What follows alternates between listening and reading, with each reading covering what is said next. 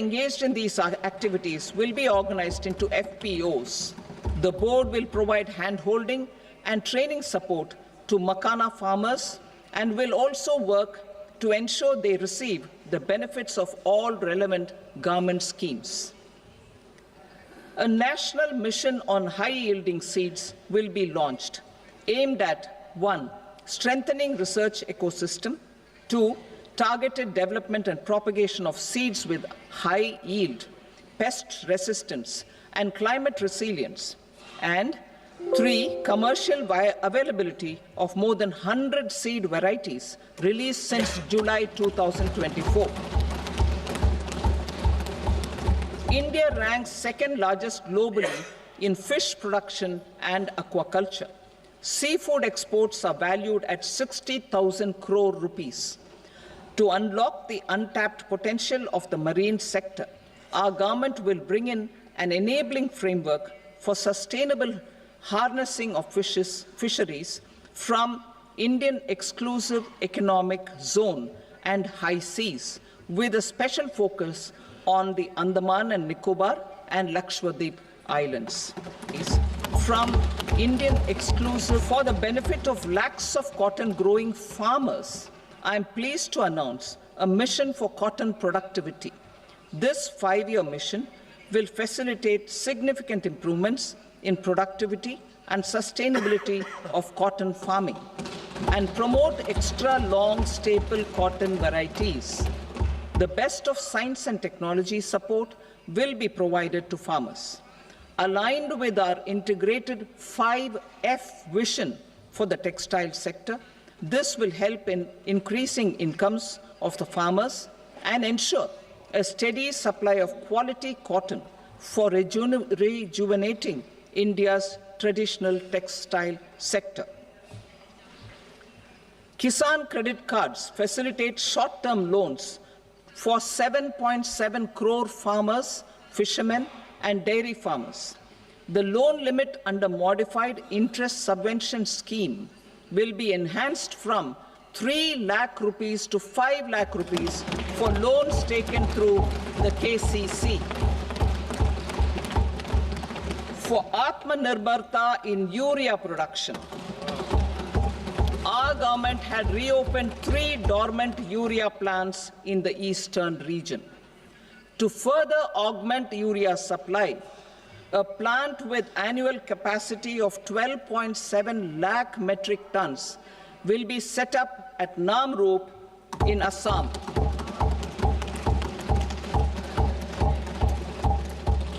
India Post, with 1.5 lakh rural post offices, complemented by the India Post Payment Bank and a vast network of 2.4 lakh Dak Sevaks, will be repositioned to act as a catalyst for the rural economy. Details are at Annexure C. India Post will also be transformed as a large public logistics organization. This will meet the rising needs of Vishwakarmas, new entrepreneurs, women, self-help groups, MSMEs, and the large business organizations. Our government will provide support to NCDC for its lending operations for the cooperative sector. MSMEs as the second engine. Now I move to MSMEs as the second engine, which encompasses manufacturing and services with a focus on MSMEs numbering 5.7 crores. Currently, over 1 crore registered MSMEs, employing 7.5 crore people and generating 36% of our manufacturing, have come together to position India as a global manufacturing hub. With their quality products, these MSMEs are responsible for 45% of our exports. To help them achieve higher efficiencies of scale, technological upgradation, and better access to capital, the investment and turnover limits for classification of all MSMEs will be enhanced to 2.5 and 2 times respectively. This will give them the confidence to grow and generate employment for our youth. The details are given in Annexure D. To improve access to credit, the credit guarantee cover will be enhanced. First, for micro and small enterprises from 5 crore to 10 crore rupees, leading to additional credit of 1.5 lakh crores in the next 5 years. Second, for startups from 10 crore rupees to 20 crore rupees, with the guarantee fee being moderated to 1% for loans in 27 focus sectors which are important for Atmanirbhar Bharat. And for well-run exporter MSMEs, for term loans up to 20 crore rupees. Also for the micro enterprises, we will introduce customized credit cards with a 5 lakh rupee limit for micro enterprises registered on Udyam portal. In the first year, 10 lakh such cards will be issued. Fund of funds for startups. The Alternate Investment Fund, AIFs, for startups have received commitments of more than 91,000 crores rupees. These are supported by the Fund of Funds set up with the Government of India's contribution of 10,000 crore rupees. Now, a new fund of funds with expanded scope and a fresh contribution of another 10,000 crore rupees will be set up. A new scheme will be launched for 5 lakh women, scheduled castes and scheduled tribes, first-time entrepreneurs.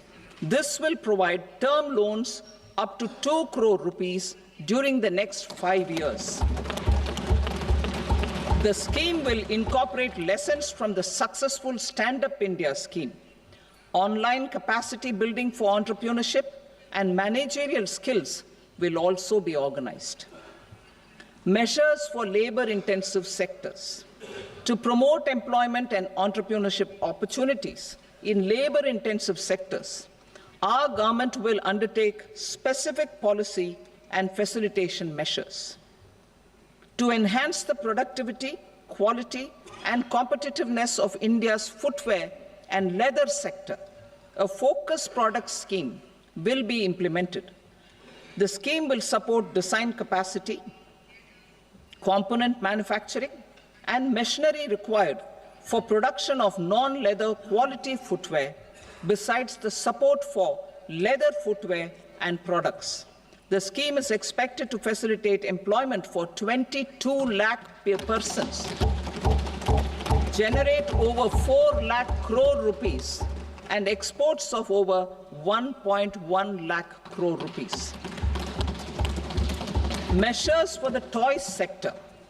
Building on the National Action Plan for Toys, we will implement a scheme to make India a global hub for toys.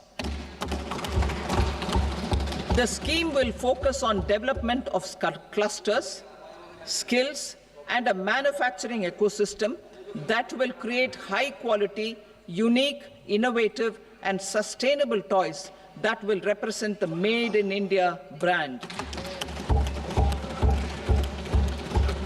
Support for food processing. In line with our commitment towards Purvodaya, we will establish a National Institute of Food Technology, Entrepreneurship and Management in Bihar. The institute will provide a strong fillip to food processing activities in the entire eastern region. This will result in 1. Enhanced income for the farmers through value addition to their produce, and 2. Skilling entrepreneurship and employment opportunities for the youth. Manufacturing mission, furthering Make in India. Our government will set up a national manufacturing mission covering small, medium, and large industries for furthering Make in India by providing policy support, execution roadmaps, governance and monitoring framework for central ministries and states. Details are in Annexure E. Given our commitment to climate-friendly development, the mission will also support clean tech manufacturing. This will aim to improve domestic value addition and build our ecosystem for solar PV cells, EV batteries, motors and controllers, electrolyzers, wind turbines, very high voltage transmission equipment, and grid-scale batteries. Investment as the third engine. Now I move to investment as the third engine, which encompasses investing in people, investing in the economy, and investing in innovation. Investing in people. Saksham Anganwadi and Poshan 2.0. Saksham Anganwadi and Poshan 2.0 program provides nutritional support to more than 8 crore children, 1 crore pregnant women and lactating mothers all over the country, and about 20 lakh adolescent girls in aspirational districts and the Northeast region. The cost norms for these nutritional support will be enhanced appropriately. Atal Tinkering Labs. 50,000 Atal Tinkering Labs will be set up in government schools in the next 5 years to cultivate the spirit of curiosity and innovation and foster a scientific temper among young minds. Broadband connectivity to government secondary schools and PHCs. Broadband connectivity will be provided to all government secondary schools and primary health centers in rural areas under the BharatNet project. Bharatiya Bhasha Pustak Scheme. We propose to implement a Bharatiya Bhasha Pustak scheme to provide digital form Indian language books for schools and for higher education. This aims to help students understand their subjects better and in their language. National Centers of Excellence for Skilling. Building on the initiative announced in the July 24 budget, 5 national centers of excellence for skilling will be set up with global expertise and partnerships to equip our youth with the skills required for Make for India, Make for the World manufacturing. The partnership will cover curriculum design, training of trainers, and a skills certification framework and periodic reviews. Expansion of capacity in IITs. Total number of students in 23 IITs has increased 100% from 65,000 to 1.35 lakh in the past 10 years.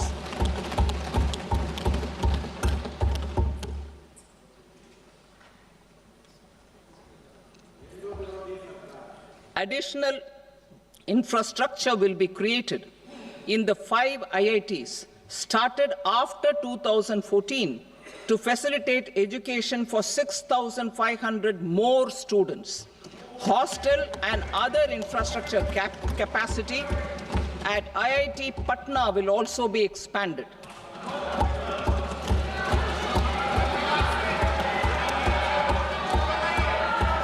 Center of Excellence.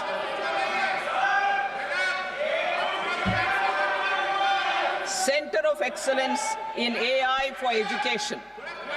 I had announced 3 centers of excellence in artificial intelligence for agriculture, health, and sustainable cities in 2023. Now a center of excellence in artificial intelligence for education will be set up with a total outlay of 500 crores. Expansion of medical education. Our government has added almost 1.1 lakh undergraduate and postgraduate medical education seats in 10 years, an increase of 130%. In the next year, 10,000 additional seats will be added in medical colleges and hospitals towards the goal of adding 75,000 seats in the next 5 years. daycare cancer centers in all district hospitals. Our government will facilitate setting up of daycare cancer centers in all district hospitals in the next 3 years. 200 centers will be established in 25-26 itself. Strengthening urban livelihoods. Our government has been giving priority to assisting urban poor and vulnerable groups. A scheme for socio-economic upliftment of urban workers will be implemented to help them improve their incomes, have sustainable livelihoods, and a better quality of life. PM Swanidhi scheme has benefited more than 68 lakh street vendors, giving them respite from high-interest informal sector loans. Building on this success, the scheme will be revamped with enhanced loans from banks, UPI-linked credit cards with 30,000 rupees limit, and capacity building support. Social Security Scheme for welfare of online platform workers. Gig workers of online platforms provide great dynamism to the new age services economy.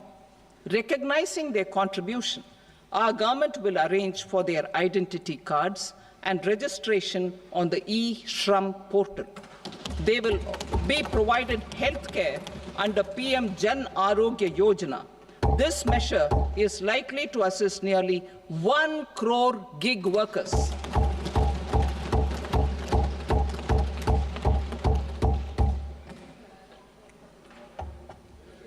Investing in the economy. Public-private partnership in infrastructure. Each infrastructure-related ministry will come up with a 3-year pipeline of projects that can be implemented in PPP mode. States will also be encouraged to do so and can seek support from the India Infrastructure Project Development Fund, which is a scheme to prepare PPP proposals. Support to states for infrastructure. An outlay of 1.5 lakh crore is proposed for the 50-year interest-free loans to states for capital expenditure and incentives for reforms. Building on the success of the first asset monetization plan announced in 2021, the second plan for 2025 to 30 will be launched to plow back capital of 10 lakh crore in new projects. Regulatory and fiscal measures will be fine-tuned to support the plan. Jal Jeevan Mission. Since 2019, 15 crore households representing 80% of India's rural population have been provided access to portable tap water connections. To achieve 100% coverage, I am pleased to announce the extension of this mission until 2028 with an enhanced total outlay. The mission's focus will be on the quality of infrastructure and O&M of rural piped water supply schemes through Jan Bhagidari. A separate MOU or separate MOUs will be signed with the states and union territories to ensure sustainability and citizen-centric water services delivery. Urban sector reforms. Building on the July budget proposals, urban sector reforms related to governance, municipal services, urban land and planning will be incentivized. Urban Challenge Fund. The government will set up an urban challenge fund of 1 lakh crore rupees to implement the proposals for cities as growth hubs, creative redevelopment of cities, and for water and sanitation purposes announced in the July budget.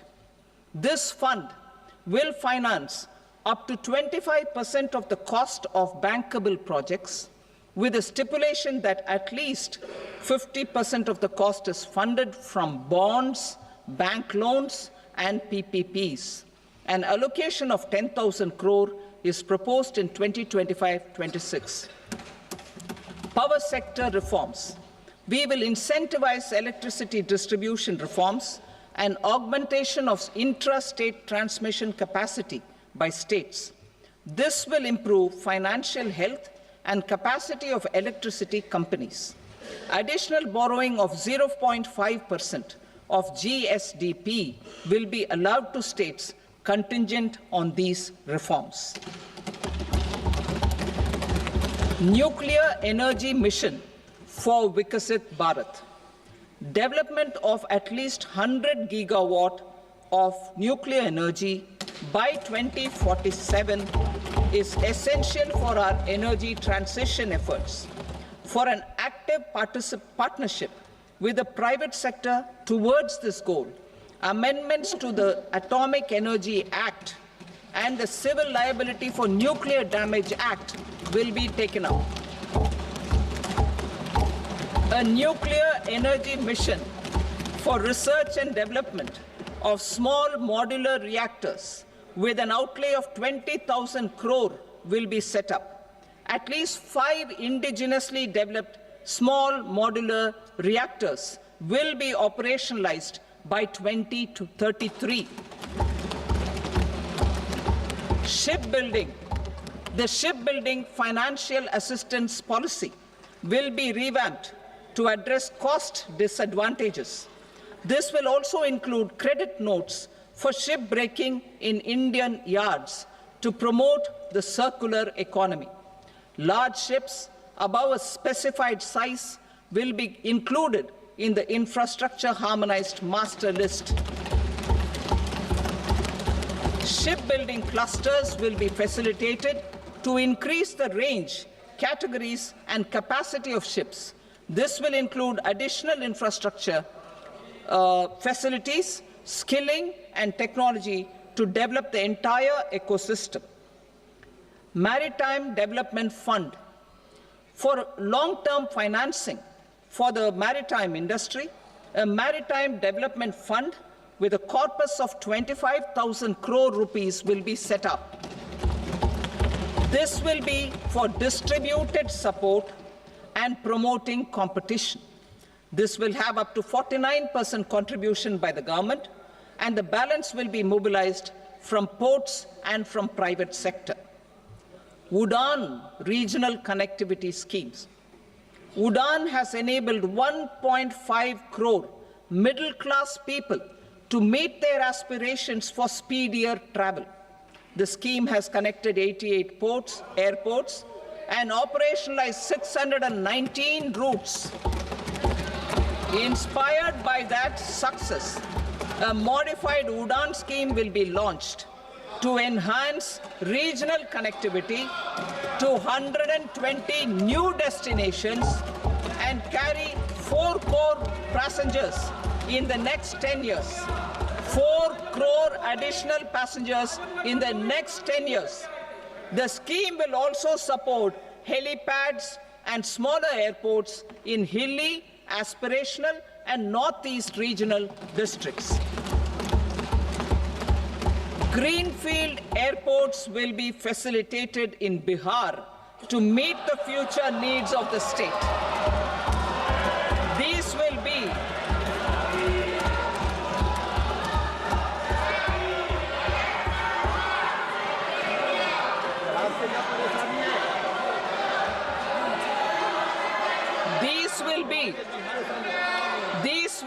in addition to the expansion of the capacity of Patna Airport and a brownfield airport in Beta. Western Kosi Canal project in Mithilanchal. Financial support will be provided for the Western Kosi Canal ERM project, benefiting a large number of farmers, cultivating over 50,000 hectares of land in the Mithilanchal region of Bihar. Mining sector reforms. Mining sector reforms, including those for minor minerals, will be encouraged through sharing of best practices and institutions of a state mining index. A policy for recovery of critical minerals from tailings will be brought out.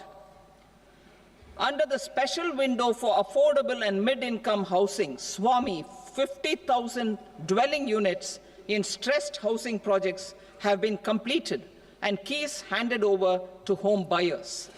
Another 40,000 units will be completed in 2025, further helping middle-class families who are paying EMIs on loans taken for apartments while also paying rent for their current dwellings.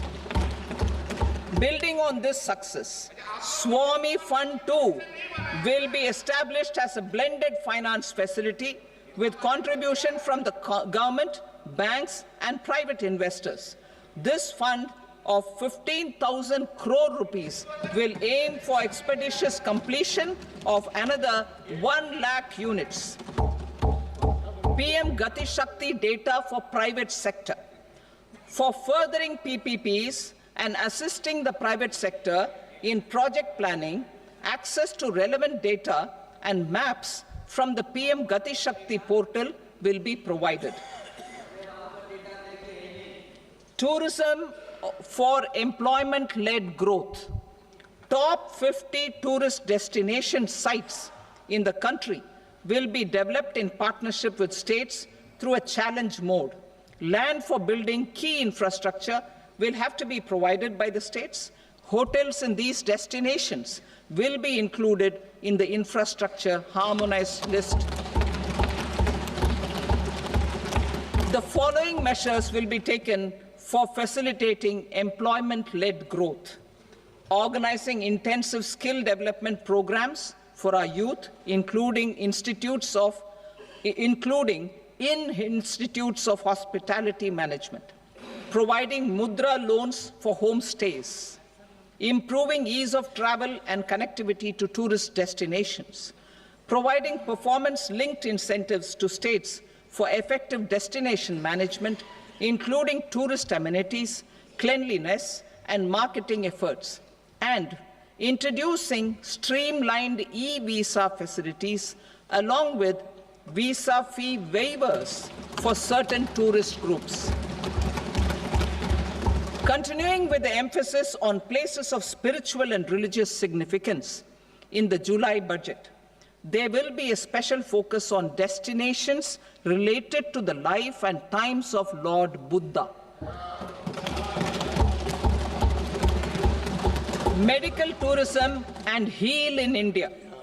Medical tourism and heal in India will be promoted in partnership with the private sector, along with capacity building and easier visa norms. Investing in innovation. To implement private sector-driven research, development, and innovation initiatives announced in the July budget, I am now allocating 20,000 crore rupees for this purpose. A deep tech fund of funds will also be explored to catalyze the next generation startups as a part of this initiative. In the next 5 years, under the PM Research Fellowship Scheme, we will provide 10,000 fellowships for technological research in IITs and IISc with enhanced financial support. The second gene bank with 10 lakh germplasm lines will be set up for future food and nutritional security. This will provide conservation support to both public and private sectors for genetic resources. We will start a national geospatial mission to develop foundational geospatial infrastructure and data.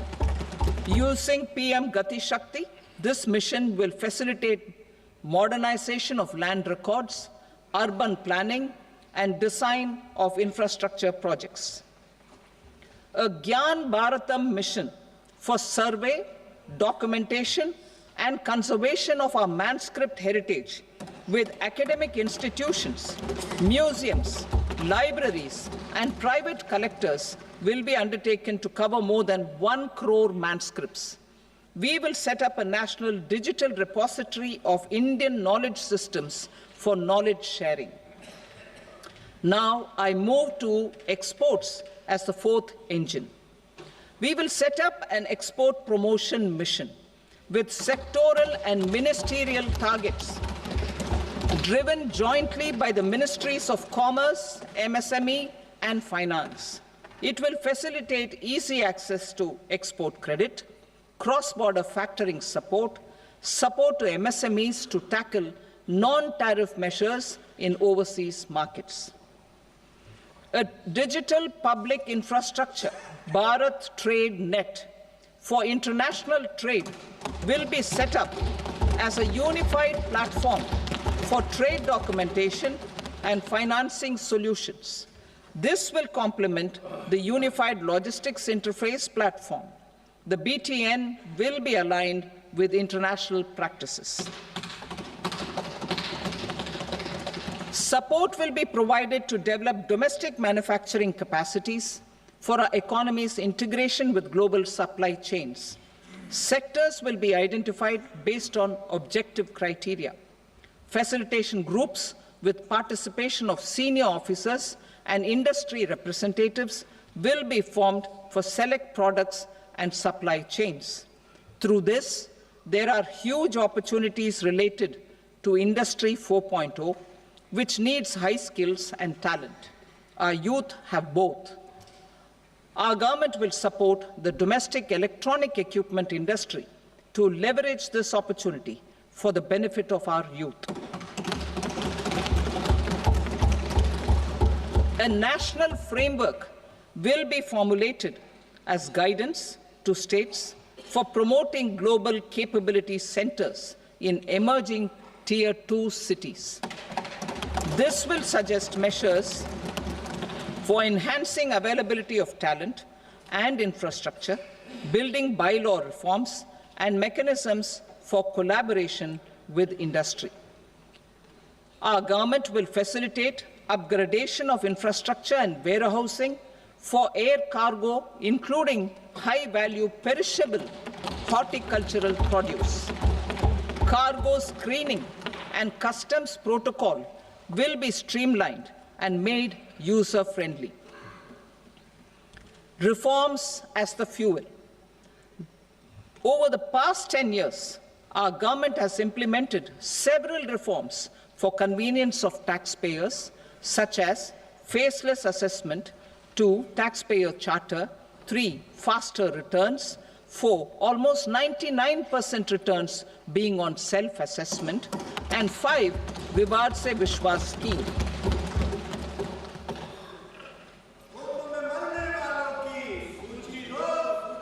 Continuing these efforts, I reaffirm the commitment of the Tax Department to trust first, scrutinize later.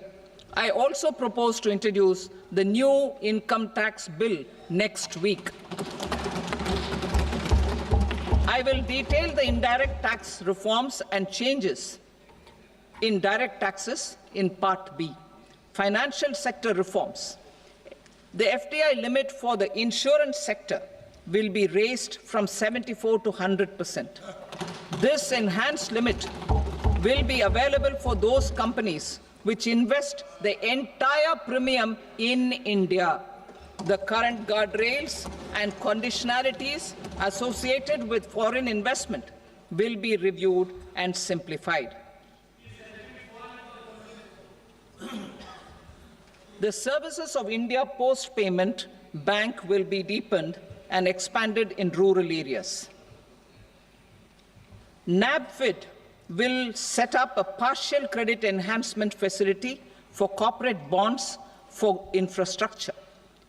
Public sector banks will develop Grameen Credit Score framework to serve the credit needs of SHG members and people in rural areas. A forum for regulatory coordination and development of pension products will be set up.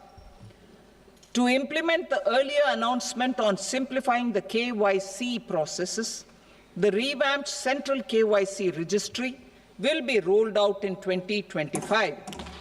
We will also implement a streamlined system for periodic updating. Requirements and procedures for speedy approval of company mergers will be rationalized. The The scope for fast-track mergers will also be widened and the process made simpler.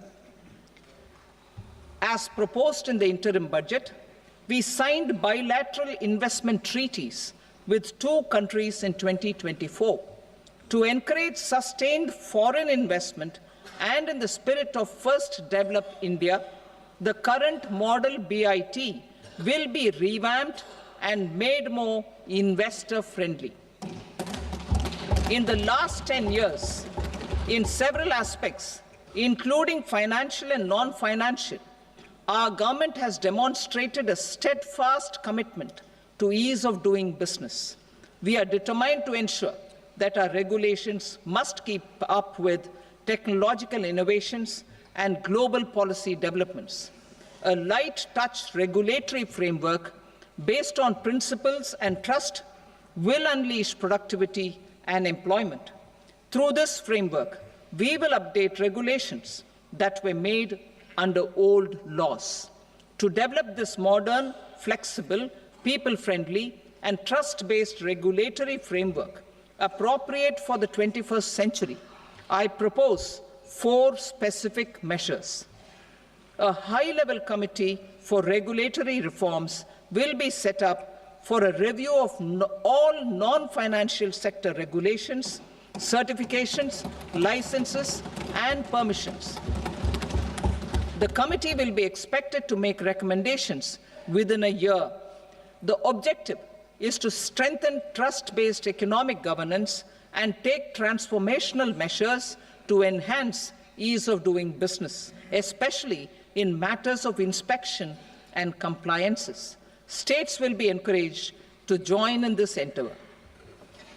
An investment friendliness index of states will be launched in 2025 to further the spirit of competitive, cooperative federalism. Under the Financial Stability and Development Council, a mechanism will be set up to evaluate impact of the current financial regulations and subsidiary instructions. It will also formulate a framework to enhance their responsiveness and development of the financial sector. In the Jan Vishwas Act 2023, more than 180 legal provisions were decriminalized. Our government will now bring up the Jan Vishwas Bill 2.0 to decriminalize more than 100 provisions in various laws. I now move to fiscal policy. In the July budget, I had committed to staying the course for fiscal consolidation. Our endeavor will be to keep the fiscal deficit each year such that central government debt remains on a declining path as a percentage of the GDP. The roadmap for the next 6 years has been detailed in the FRBM statement. Revised estimates for 2024-25. The revised estimate of the total receipts other than borrowings is 31.47 lakh crore rupees, of which the net tax receipts are 25.57 lakh crore rupees. The revised estimate of the total expenditure is 47.16 lakh crore rupees, of which the capital expenditure is about 10.18 lakh crore rupees. The revised estimate of the fiscal deficit is 4.8% of the GDP. Budget estimates for 25-26. Coming to 25-26, the total receipts other than borrowings and total expenditure are estimated at 34.96 lakh crore rupees and 50.65 lakh crore rupees respectively. The net tax receipts are estimated at 28.37 lakh crore rupees. The fiscal deficit is estimated to be 4.4% of GDP. To finance the fiscal deficit, the net market borrowings from dated securities are estimated at 11.54 lakh crore. The balance financing is expected to come from small savings and other sources. The gross market borrowings are estimated at 14.82 lakh crore rupees. I will now move to Part B. Indirect taxes. My proposals relating to customs aim to rationalize tariff structure and address duty inversion. These will also support domestic manufacturing and value addition, promote exports, facilitate trade, and provide relief to common people. Rationalization of customs tariff structure for industrial goods. As a part of comprehensive review of customs rate structure announced in July 2024 budget, I propose to 1. Remove 7 tariff rates. This is over and above the 7 tariff rates removed in 23-24 budget. After this, there will be only 8 remaining tariff rates, including 0 rate. 2. Apply appropriate cess to broadly maintain effective duty incidence, except on a few items where such incidence will reduce marginally. 3. Levy not more than 1 cess or surcharge. Therefore, I propose to exempt social welfare surcharge on 82 tariff lines that are subject to a cess. I shall now take up sector-specific proposals. To provide relief to patients, particularly those suffering from cancer, rare diseases, and other severe chronic diseases, I propose to add 36 life-saving drugs and medicines to the list of medicines fully exempted from basic custom duty.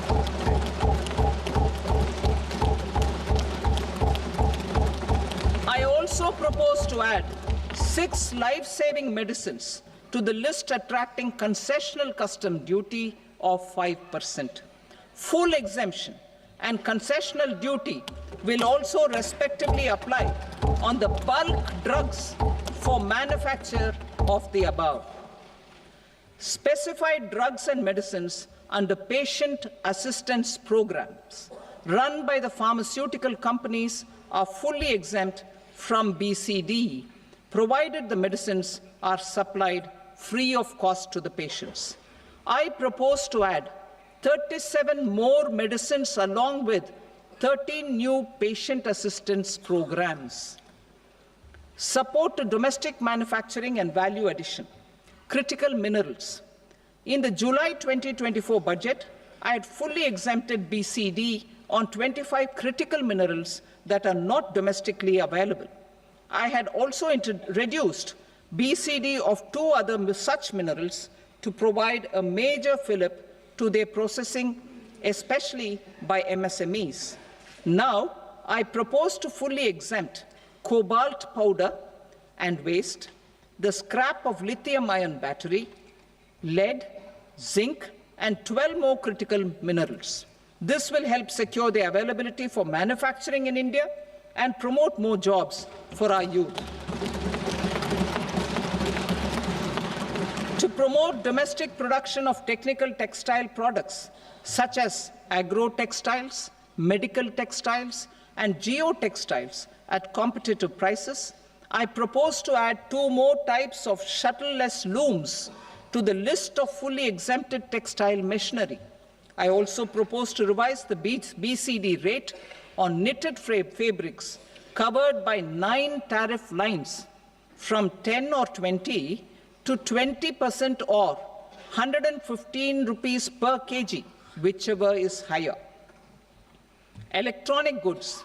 In line with our Make in India policy and to rectify inverted duty structure, I propose to increase the BCD on interactive flat panel display from 10% to 20% and reduce the BCD to 5% on open cell and other components. In 23-24 budget, for the manufacture of open cells of LCD, LED TVs, I had reduced the BCD on parts of open cells from 5% to 2.5%. To further boost the manufacture of such open cells, the BCD on these parts will now stand exempted. Lithium-ion battery. To the list of exempted capital goods, I propose to add 35 additional capital goods for EV battery manufacturing and 28 additional capital goods for mobile phone battery manufacturing. This will boost domestic manufacture of lithium-ion batteries, both for mobile phones and for electric vehicles. Shipping sector. Considering that shipbuilding has a long gestation period, I propose to continue the exemption of BCD on raw materials, components, consumables, or parts for the manufacture of ships for another 10 years.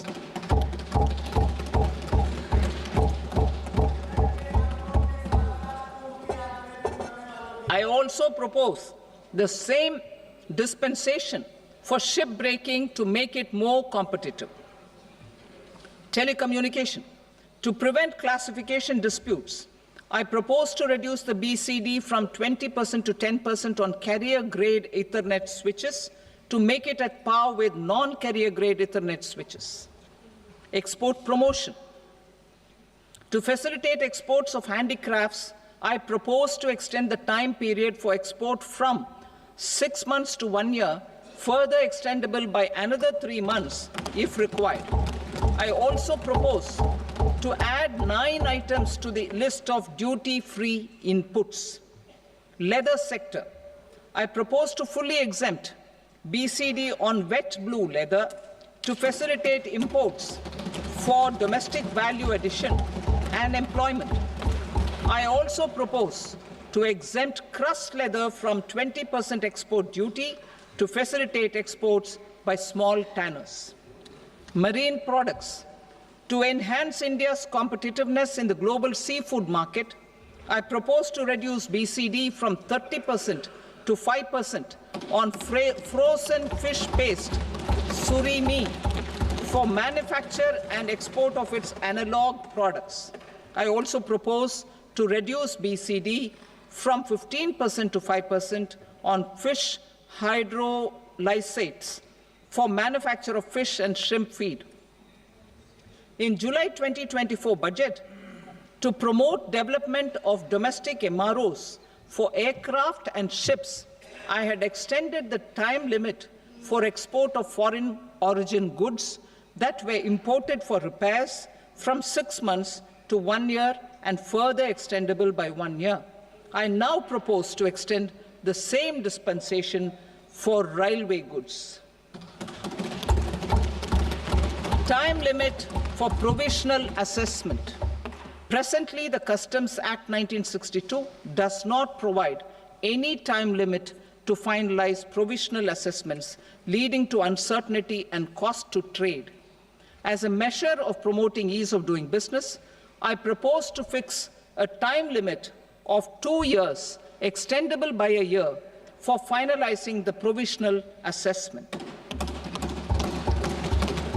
I propose to introduce a new provision that will enable importers or exporters, after clearance of goods, to voluntarily declare material facts and pay duty with interest but without penalty. This will incentivize voluntary compliance.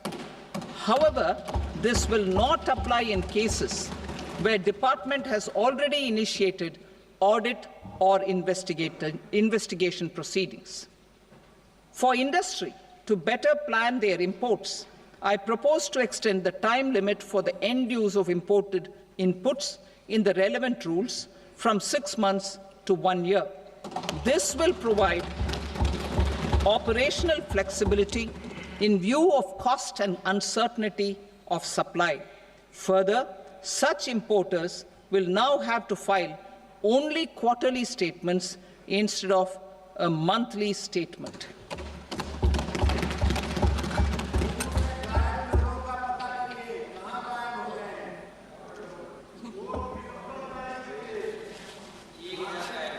I now come to my direct tax proposals. In Part A, I have briefly underlined taxation reforms as one of key reforms to realize our vision of Vikasit Bharat. In respect of criminal law, our government had earlier ushered in Bharatiya Nyaya Sanhita, replacing Bharatiya Danda Sanhita. I am happy to inform this August House and the country that for new income tax bill will carry forward the same spirit of Nyaya in its drafting as well. The new bill will be clear and direct in text, with close to half of the present law in terms of both chapters and words. It will be simple to understand for taxpayers and tax administrators, leading to tax certainty and reduced litigation. Reforms, however, are not a destination. They are means to achieve good governance for our people and economy. Providing good governance primarily involves being responsive. The Tirukural captures this in verse 542, which reads, "Vaanokki vaazhum ulagallam, mannavan kol nokki vaazhum kudi," meaning, just as the living beings live expecting rains, citizens live expecting good governance. Our government is committed to keeping an ear to the ground and a finger on the pulse and responding while balancing our national building efforts.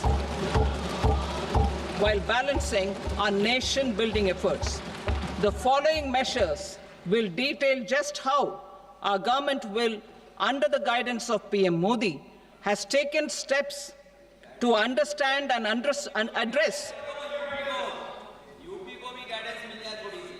I repeat that sentence, sir. The following measures will detail just how our government, under the guidance of PM Modi, has taken steps to understand and address the needs voiced by our citizens. My tax proposals are guided by this spirit. The objectives of my proposals are as follows: personal income tax reforms with special focus on middle class, rationalization of TDS and TCS for easing difficulties, encouraging voluntary compliance, reducing compliance burden, ease of doing business, employment and investment. I will come to my proposal on personal income tax towards the end.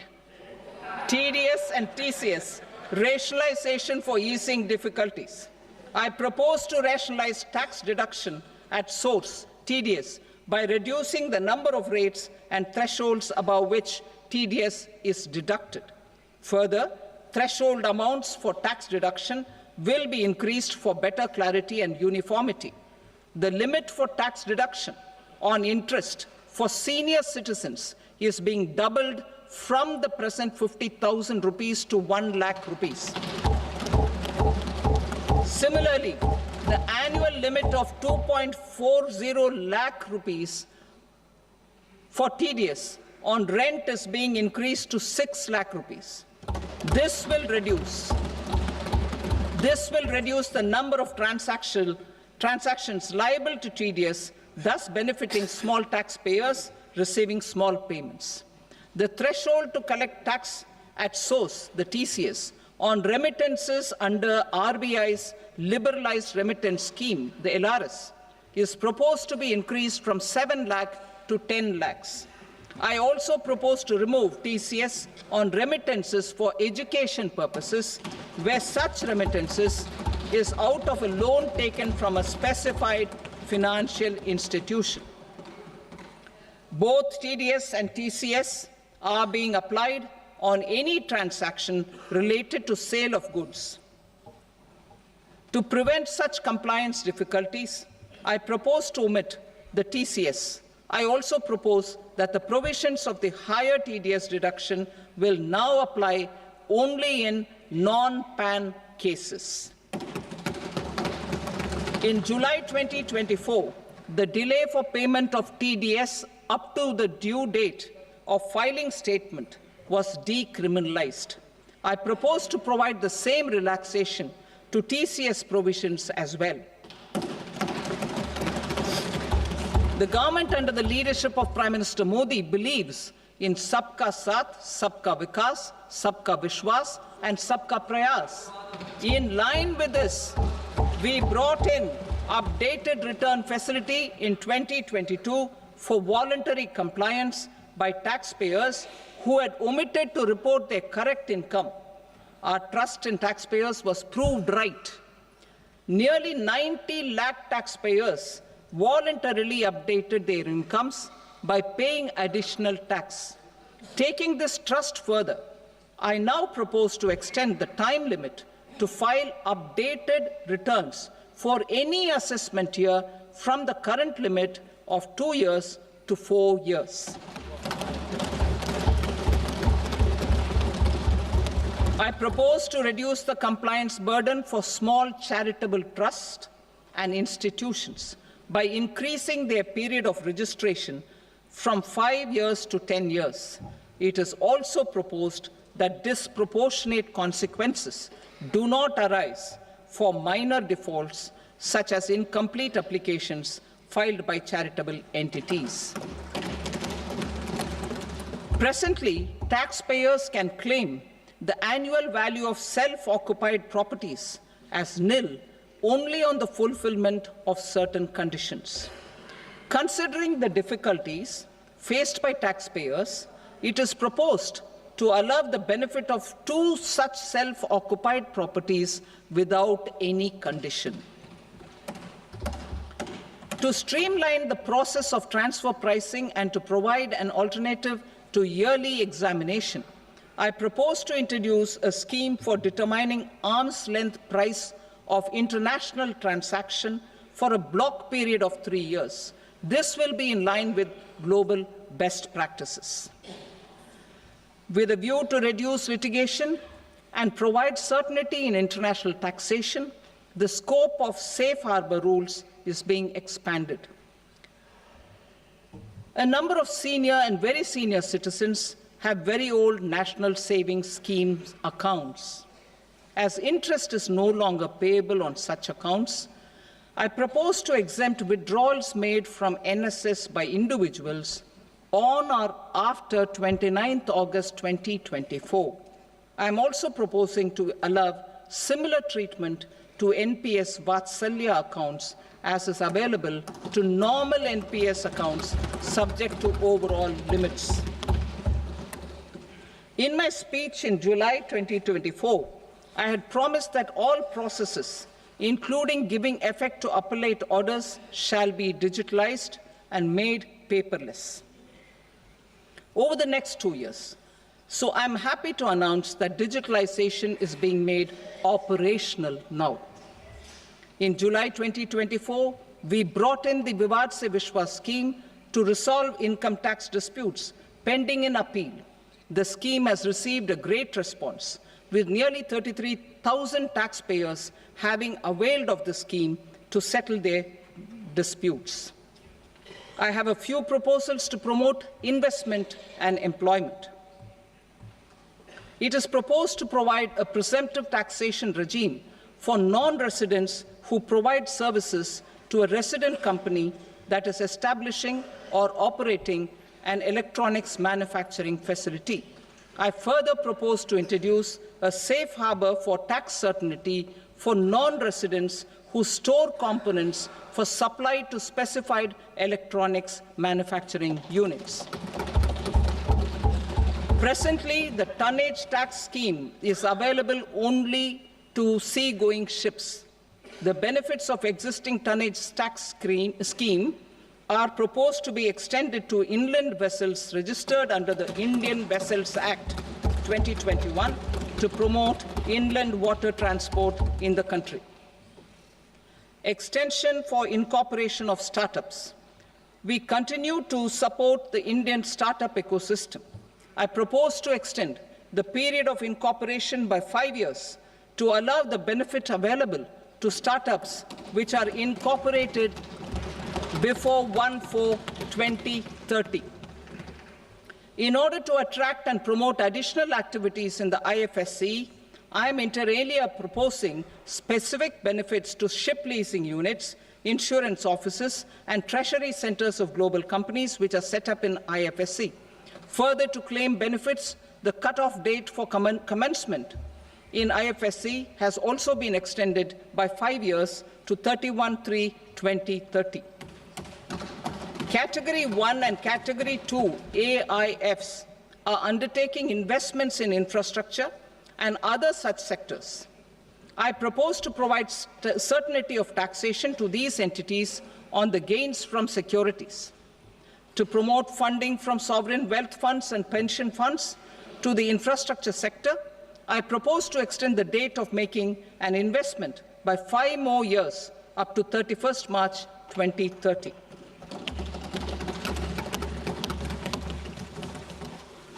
Personal income tax reforms with special focus on middle class. Democracy, demography, and demand are the key support pillars in our journey towards Vikasit Bharat. The middle class provides strength for India's growth.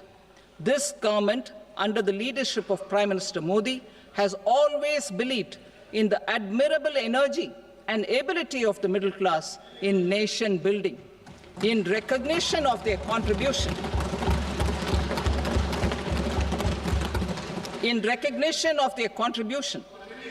we have periodically reduced their tax burden. Right after 2014, the nil tax slab was raised to 2.5 lakhs of rupees, which was further raised to 5 lakh rupees in 2019 and to 7 lakh rupees in 2023. This is reflective of our government's trust on the middle-class taxpayers. I am now happy to announce that there will be no income tax payable up to income of 12 lakh rupees.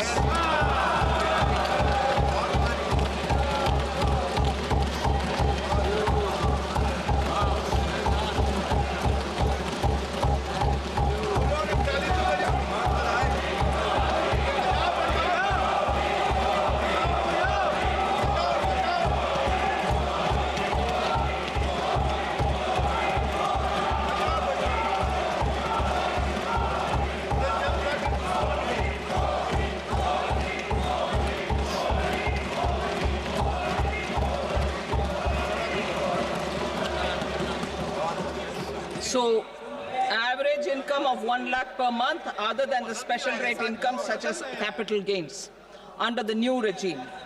This limit will be 12.75 lakh for salaried taxpayers due to the standard deduction of 75,000. Slabs and rates are being changed across the board to benefit all taxpayers. The new structure will substantially reduce the taxes of the middle class and leave more money in their hands, boosting household consumption, savings, and investment.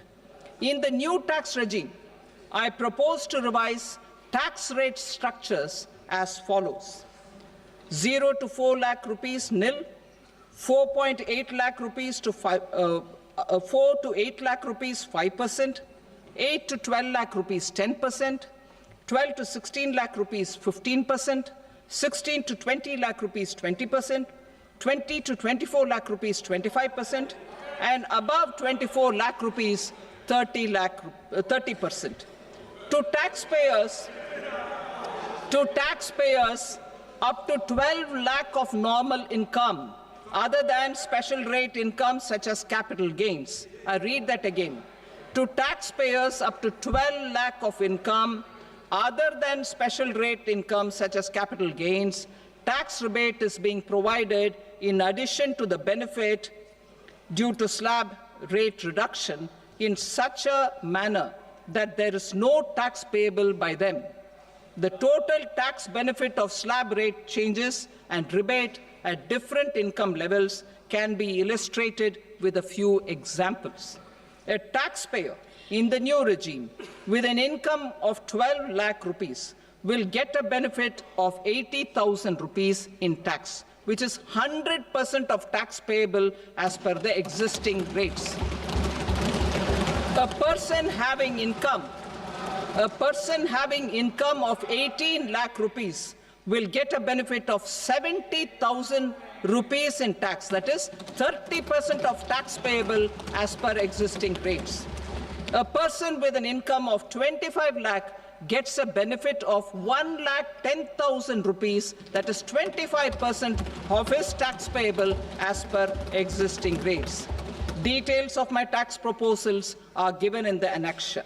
As a result of these proposals, Honourable Speaker, sir, revenue of about 1 lakh crore in direct taxes and 2,600 crores in indirect taxes will be foregone. Mr. Speaker, sir, with this, I commend the budget to this august House.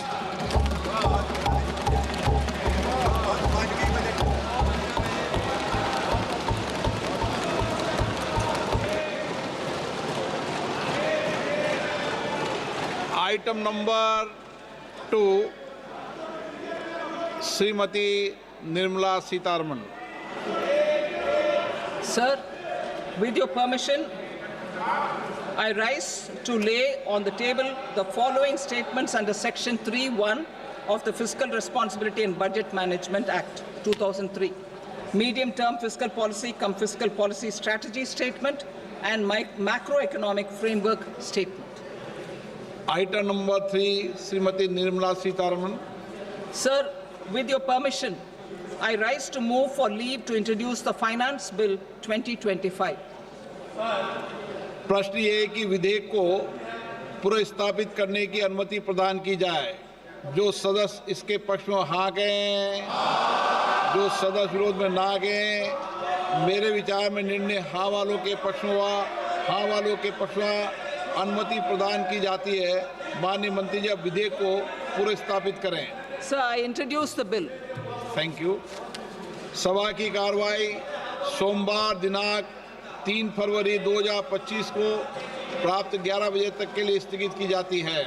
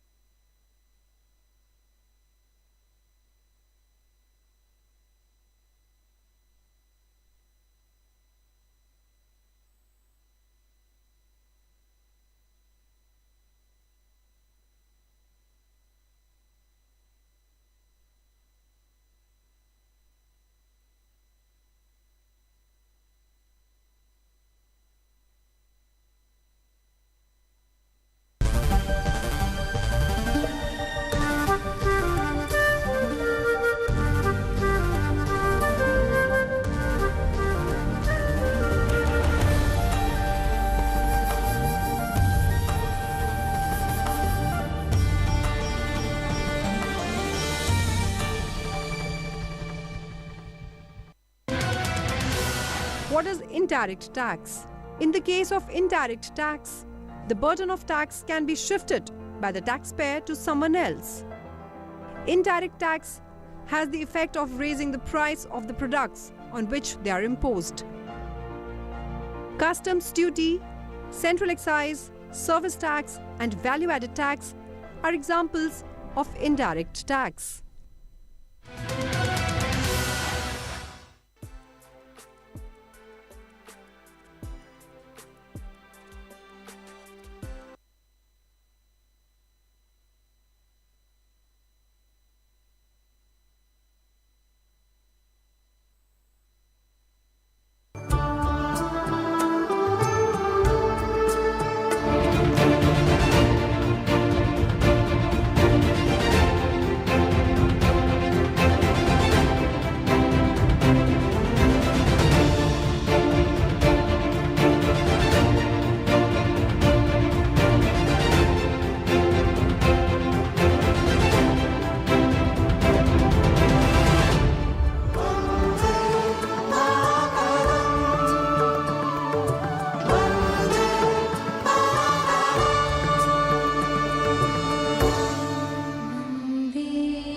Vande Mataram. गणतंत्र दिवस की शुभकामनाएं। हमारी उम्मीदों की भोर, हमने पाया है इसे त्याग और बलिदान से। ख्वाब जो देखा था पूरा हुआ। जागृत हो उठा है कर्तव्य पथ, नई सुबह ने ली है अंगड़ाई। हमारे गणतंत्र के 75 वर्ष पूरे होने की शुभ घड़ी आई। 26 जनवरी की पावन सुबह, सूरज की किरणें आज की सर्द सुबह अभी मानो आंखें खोल रही हैं, लेकिन भारत के गणतंत्र का सूरज दमक रहा है। संविधान के 75 वर्ष पूरे हो रहे हैं। एक और महत्वपूर्ण पड़ाव तक हम पहुंचे हैं। इस शानदार सफर को हमने कई उपलब्धियों से यादगार बनाया है। आज अपनी उसी विकास यात्रा पर गर्व करने का दिन है। ऐतिहासिक अवसर है अपने गणतंत्र पर्व को धूमधाम और भव्यता से मनाने का। कर्तव्य पथ सजा धजा एक छोर से दूसरे छोर तक सजावट के नए आयाम छूता हुआ। आज के दिन जहां भी नजर जाती है, गणतंत्र के उत्सव में रंगी हर चीज नजर आती है। कर्तव्य पथ अब